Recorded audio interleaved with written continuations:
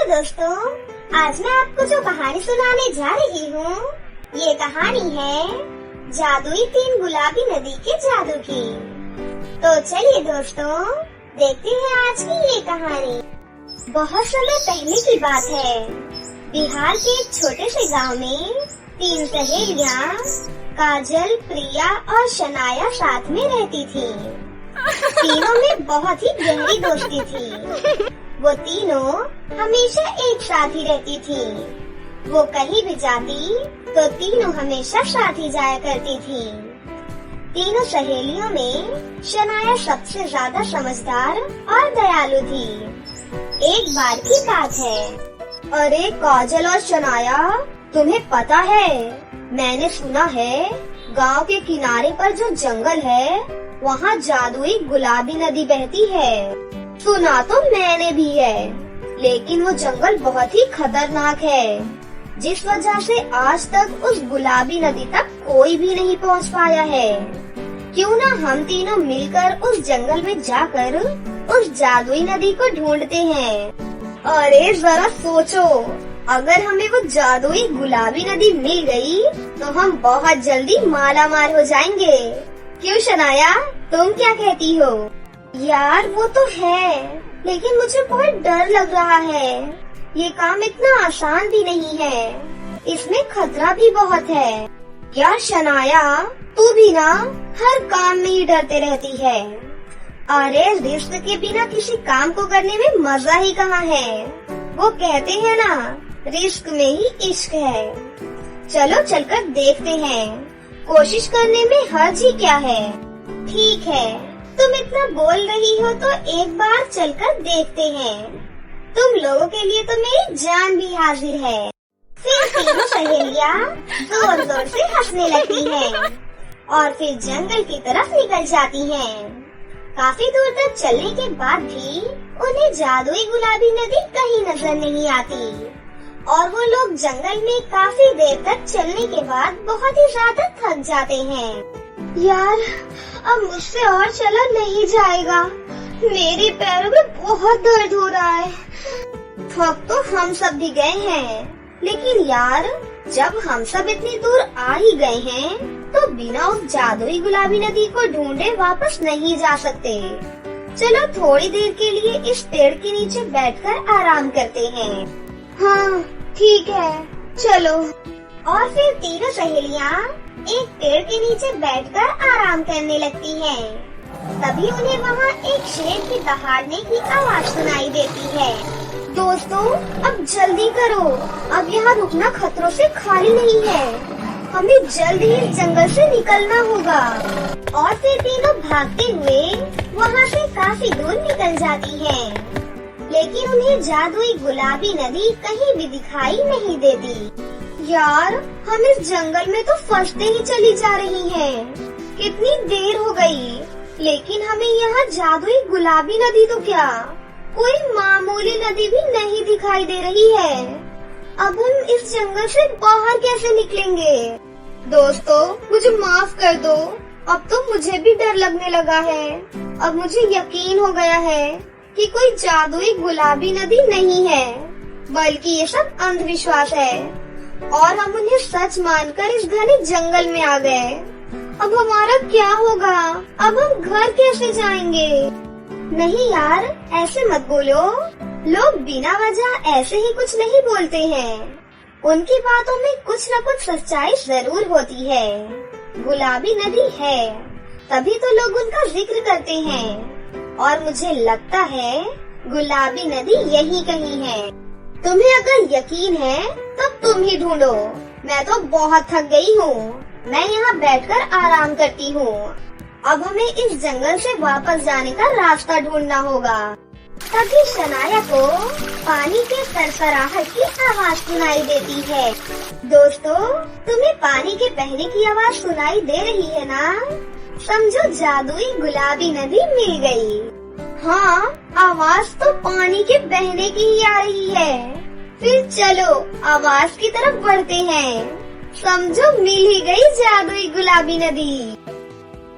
इतना बोलकर तीनों उस पानी की आवाज की तरफ बढ़ने लगती हैं। थोड़ी दूर चलने के बाद वो देखती हैं कि वहाँ कोई एक नहीं बल्कि तीन जादुई गुलाबी नदी बह रही थी। तीनों नदी दिखने में बहुत ही ज्यादा अद्भुत और खूबसूरत थी। तीनों सहेलियाँ उस नदी को देखकर खुशी से झूम उठती हैं। उन सभी की खुशी का ठिकाना ही नहीं रहता। तभी वहाँ एक आवाज आती है, इस जादुई गुलाबी नदी में तुम तीनों का स्वागत है। इस तीनों नदी में 3 नाव लगी हैं। तुम तीनों इस नाव में बैठकर प्रकृति के बनाए गए इस अद्भुत जादुई गुलाबी नदी का आनंद ले सकती हो और अपने मन मुताबिक कोई भी एक चीज इस जादुई नदी से अपने साथ ले जा सकती हो। लेकिन याद रहे, लालच में नहीं पड़ना। ये सुनकर तीनों सहेलियाँ खुशी खुशी 3 अलग अलग नाव में बैठ जाती हैं और जादुई गुलाबी नदी का आनंद ले रही होती हैं। उन्हें बहुत मजा आ रहा था।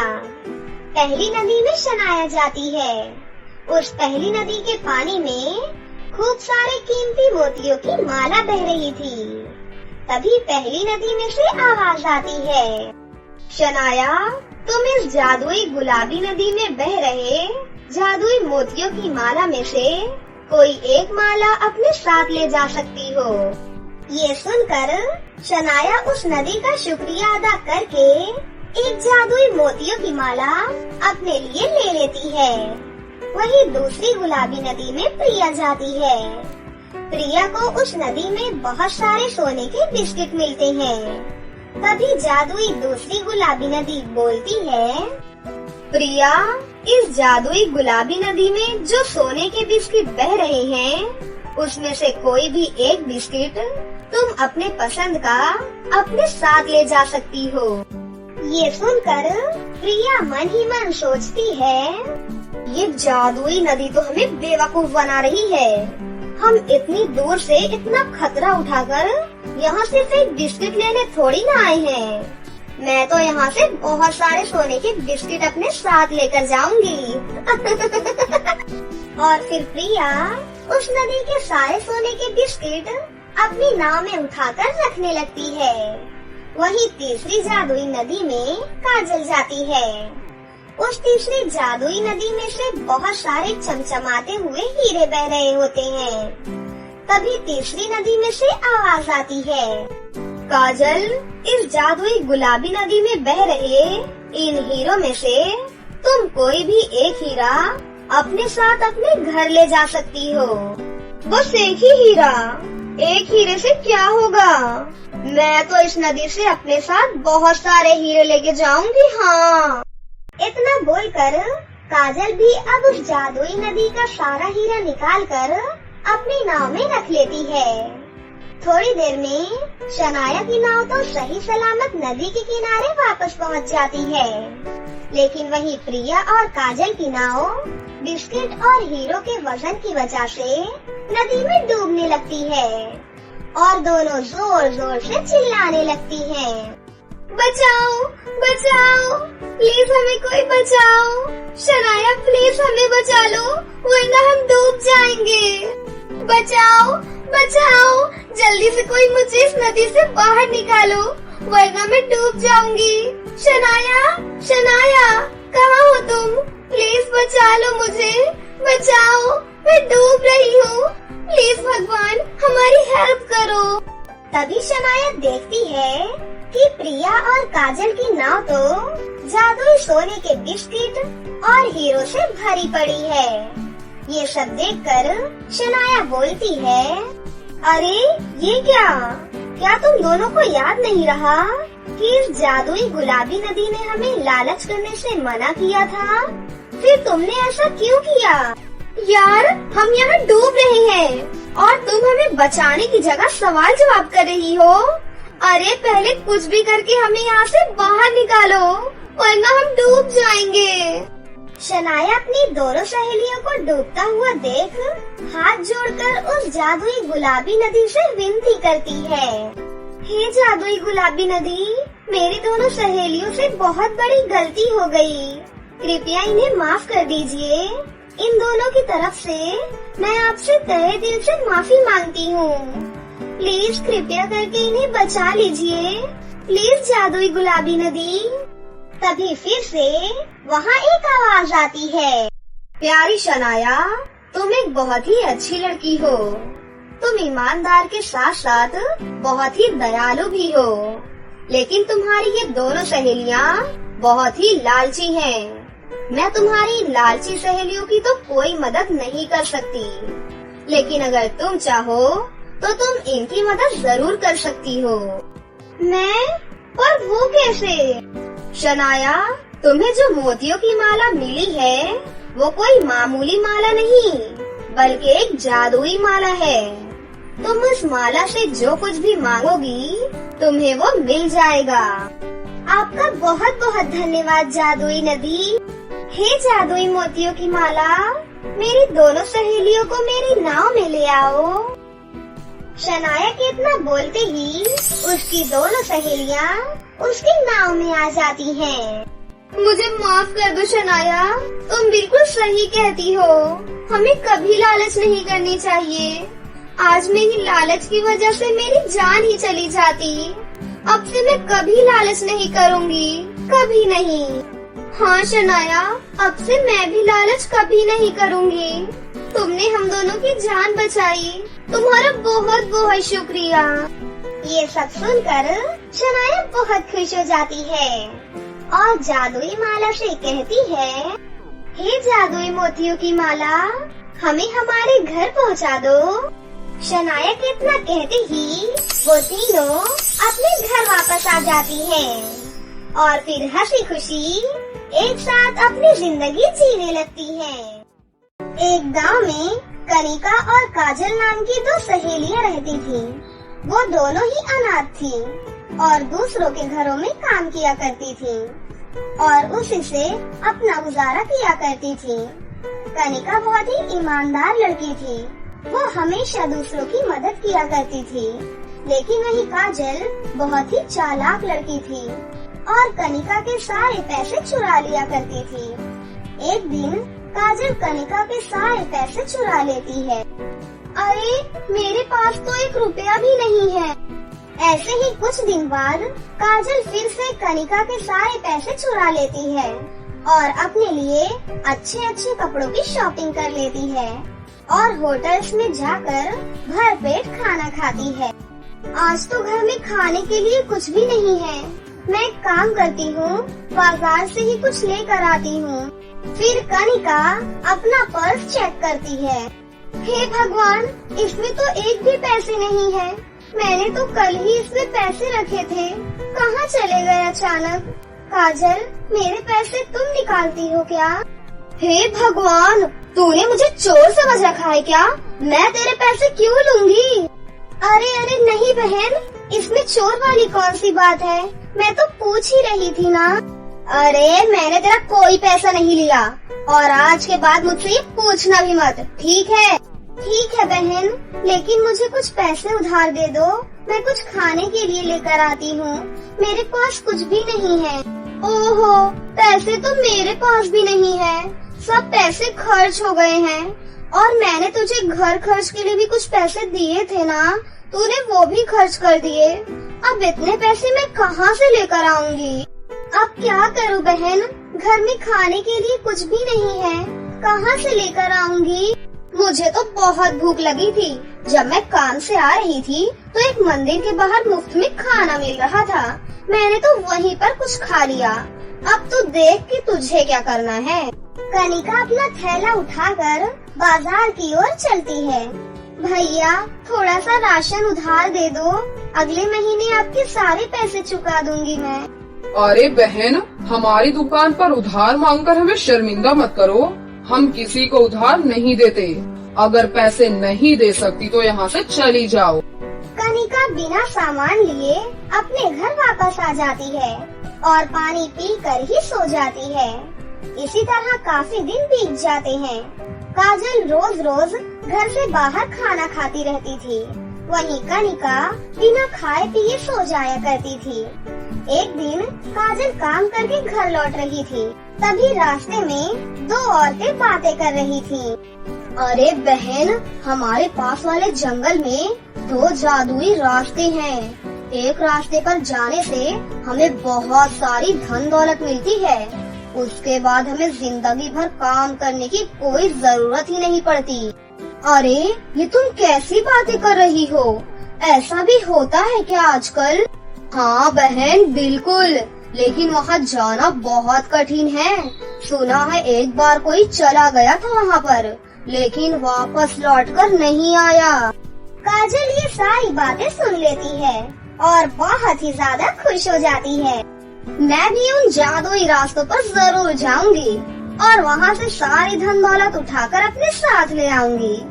उसके बाद मुझे ये गरीबों जैसी जिंदगी जीनी ही नहीं पड़ेगी। काजल खुशी खुशी अपने घर वापस आ जाती है। एक काम करती हूँ, इस गवार कनिका को भी अपने साथ जंगल में ले जाती हूँ। अगर कुछ मुसीबत आए तो दोनों मिलकर सामना कर लेंगे और धन दौलत मिलने के बाद इसे जंगल में ही छोड़ दूंगी, अपने साथ थोड़ी न रखूंगी। अरे बहन कनिका, तुम्हें भूख लगी है ना? तुमने 2 दिन से कुछ खाया भी नहीं है। हाँ बहन, तुम बिल्कुल सही बोल रही हो, मुझे बहुत भूख लगी है बहन। घर में राशन का एक दाना भी नहीं है। अच्छा सुन, मैं जब बाहर जा रही थी ना, तब मुझे जंगल दिखाई दिया था। वहाँ पर मीठे मीठे स्वादिष्ट फल लगे हुए हैं। एक काम करते हैं, जंगल चलते हैं और मीठे मीठे फल खाते हैं। कनिका काजल की ये बात सुनकर बहुत खुश हो जाती है। हाँ हाँ चलो बहन, हम फल ही खा लेंगे। फिर दोनों सहेलियाँ जंगल की तरफ जाती हैं। कितना आगे आ चुके हैं हम काजल, लेकिन हमें कहीं भी फल नहीं दिखाई दिए। तुमने तो कहा था कि जंगल में बहुत स्वादिष्ट फल हैं। दरअसल क्या है ना, मैं रास्ता भूल गई हूँ। पता नहीं वो फल से लदे हुए पेड़ कहाँ देखे थे। शायद थोड़ा आगे हैं। तुम आगे चलो मेरे साथ। काजल कनिका को और आगे ले जाती है। आगे चलते चलते वो 2 जादुई रास्तों के पास पहुँच जाती हैं। उनमें से एक रास्ता सोने का था और दूसरा रास्ता चांदी का था। अरे ये हम कहाँ आ गए हैं बहन? हमें तो घर जाने का रास्ता भी नहीं मालूम। अब तभी वहाँ पर एक जादूगर प्रकट होता है। जादूगर को देखकर दोनों सहेलियाँ घबरा जाती हैं। ये मेरा जंगल है और जो तुम देख रही हो वो 2 जादुई रास्ते हैं और ये मेरे रास्ते हैं। हमें माफ कर दीजिए, हम तो इस जंगल में कुछ फल खाने के लिए आए थे, लेकिन शायद हम रास्ता भूल गए हैं। आप हमें इस जंगल से बाहर निकलने का रास्ता बताइए। मूर्ख लड़कियों, अब तुम इस जंगल से एक ही शर्त पर वापस जा सकती हो। तुम्हें इन दोनों सोने और चांदी के रास्तों में से कोई एक रास्ता चुनना होगा। अगर तुम चांदी वाला रास्ता चाहती हो तो तुम सही सलामत खुशी खुशी अपने घर जा सकती हो, लेकिन तुम्हें रास्ते में एक बूढ़ी औरत की सेवा करनी होगी। वहीं अगर तुम इस सोने वाले रास्ते पर जाती हो तो तुम्हें बहुत सारी धन दौलत मिलेगी। जिंदगी भर तुम्हें काम करने की कोई जरूरत नहीं पड़ेगी। जादूगर की ये बात सुनकर काजल बहुत खुश हो जाती है। और मुझे तो ये सोने वाले रास्ते पर ही जाना है। अपनी सारी गरीबी से मुझे छुटकारा पाना है। मैं और गरीबों की तरह बिल्कुल नहीं रह सकती। काजल, ये तुम कैसी बातें कर रही हो बहन? हम जितना कमाते हैं हमें उसी में खुश रहना चाहिए। मुझे इस रास्ते पर जाना कुछ ठीक नहीं लग रहा। तुम इस रास्ते पर मत जाओ बहन। अपनी बकवास बंद कर, समझी? मुझे भाषण मत सुनो यहाँ खड़े होकर। तुझे जाना है तो चली जा, मैं तो सोने वाले रास्ते पर ही जाऊंगी। जादूगर जी, मुझे चांदी वाले रास्ते पर ही जाना है। सही सलामत अपने घर पहुंचना है और उन बूढ़ी दादी की भी मदद करनी है। बुजुर्गों की मदद करना तो बहुत पुण्य का काम होता है। दोनों सहेलियां अपने चुने हुए रास्ते की ओर चल पड़ती हैं। कनिका को रास्ते में एक बूढ़ी औरत दिखाई देती है। वो उस औरत की खूब सेवा करती है। सेवा करने के बाद वो बुढ़िया एक बहुत ही खूबसूरत परी में बदल जाती है। बिटिया, मैं तुम्हारी परीक्षा ले रही थी, लेकिन तुम दूसरों की मदद करने वाली एक ईमानदार और नेक लड़की हो। उसके बाद परी उसे अपने जादू से उसके घर छोड़ आती है और उसके छोटे से घर को एक बहुत बड़े घर में बदल देती है और उस घर में बहुत सारी धन दौलत भी देती है और उसमें किसी भी चीज की कोई कमी नहीं होती। बिटिया, आज से ये घर तुम्हारा हुआ। तुम्हें जो चाहिए तुम इस घर से मांग सकती हो बेटी। इतना कहकर परी वहाँ से गायब हो जाती है। कनिका खुशी खुशी अब अपने घर में रहने लग जाती है। वहीं दूसरी तरफ काजल सोने वाले रास्ते की तरफ आगे बढ़ते रहती है। तभी काजल को आगे एक चुड़ैल दिखाई देती है। आओ आओ लालची लड़की, आजा लालची लड़की, मेरी इस दुनिया में तेरा स्वागत है। ए चुड़ैल, अपनी बकवास बंद कर, समझी? मैं यहाँ बस धन दौलत लेने आई हूँ। जल्दी से मुझे सारी धन दौलत दे दे। मैं तुझे कुछ भी नहीं बोलूँगी, मैं चुपचाप चली जाऊंगी, समझी? चुड़ैल जोर जोर से हंसने लग जाती है।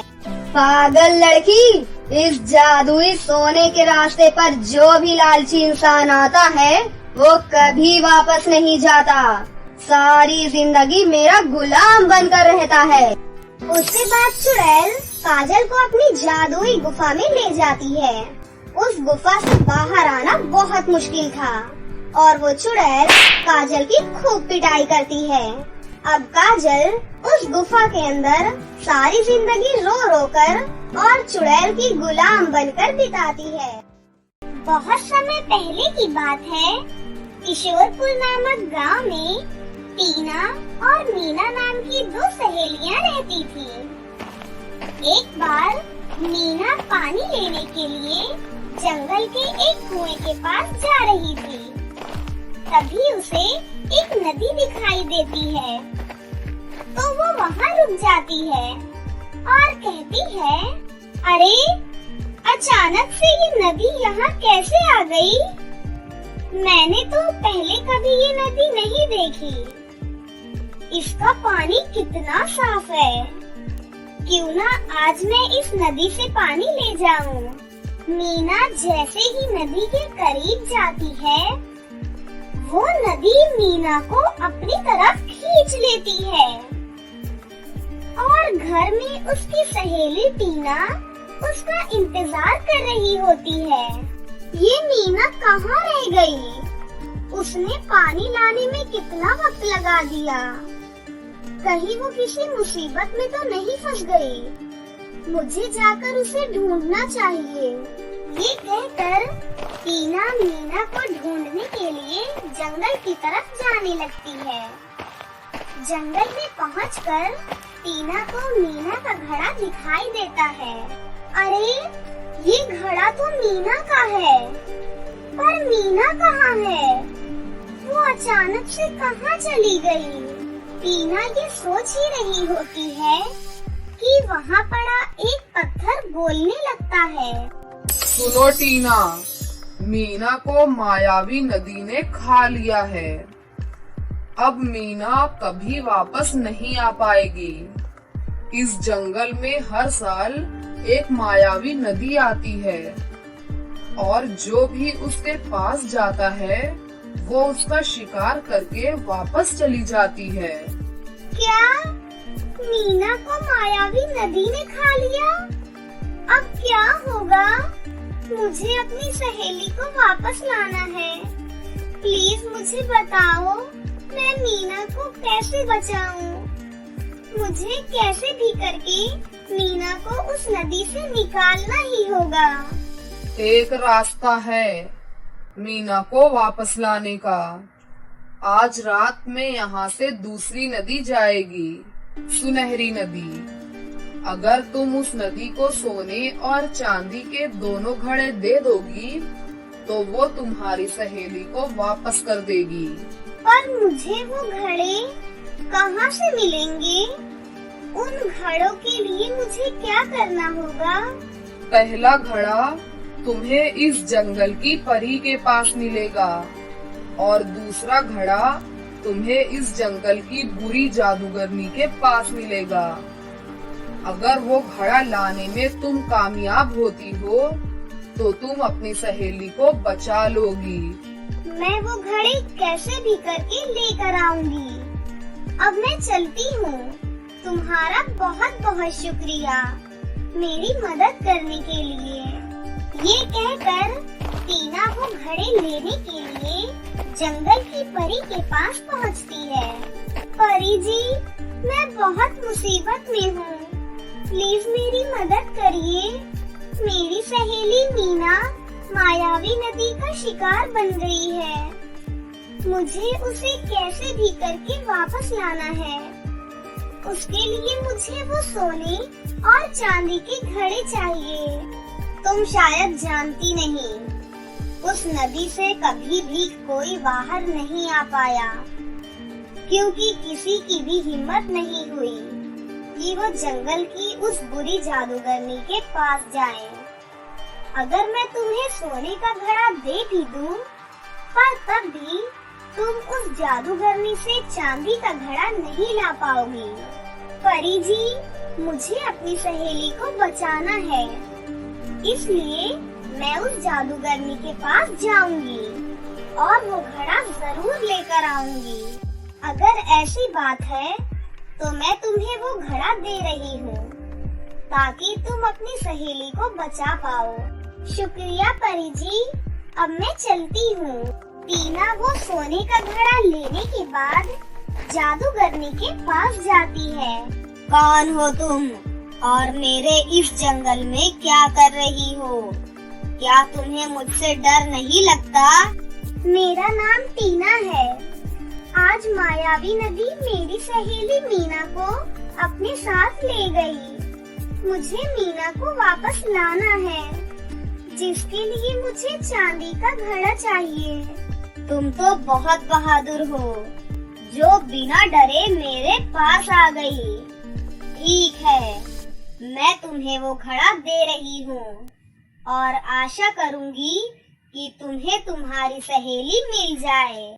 जादूगरनी आंटी जी, आपका बहुत बहुत शुक्रिया इस घड़े के लिए। अब मैं चलती हूँ। उस मायावी नदी का आने का वक्त हो गया है। ये कहकर टीना उसी जगह घड़ा लेकर पहुँच जाती है और कुछ देर बाद वहाँ दूसरी नदी प्रकट हो जाती है, जिसे देखकर टीना कहती है, जादुई नदी, मैं तुम्हारे लिए दोनों घड़े ले आई हूँ। अब तुम मेरी बहन को वापस कर दो। टीना के इतना कहते ही वो दोनों घड़े वहाँ से गायब हो जाते हैं और उनकी जगह मीना आ जाती है। तुम्हारा बहुत बहुत शुक्रिया टीना, मुझे इस जादुई नदी से बाहर निकालने के लिए। अगर तुम मुझे नहीं बचाती तो मैं कभी वापस नहीं आ पाती। कोई बात नहीं मीना, अगर तुम मेरी जगह होती तो तुम भी मुझे इसी तरह बचाती। अब चलो घर चलते हैं, बहुत देर हो चुकी है। उसके बाद वो दोनों घर वापस आ जाते हैं और हंसी खुशी अपनी जिंदगी जीने लगते हैं।